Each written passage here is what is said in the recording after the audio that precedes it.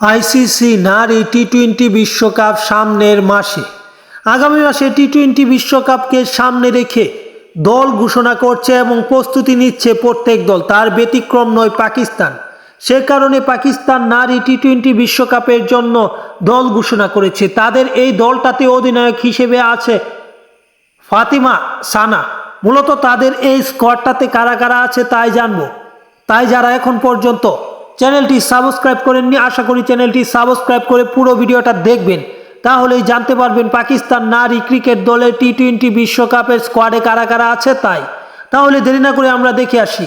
আছে অধিনায়ক হিসেবে আপনারা জানেন আছে ফাতিমা সানা, আছে আম্বার কায়নাত, আছে আলিয়া রিয়াজ, আছে আয়েশা জাফর,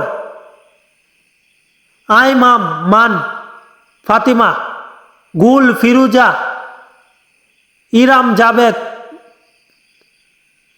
মুনিবা আলী যিনি উইকেট রক্ষক হিসেবে থাকছে, আছে নাসরা সান্দু, আছে নাটালিয়া পারভেজ, আছে রামিন শামীম, সাদিয়া ইকবাল, সাইরা জাবিন, তাসমিয়া রুবাব, তুবা হাসান।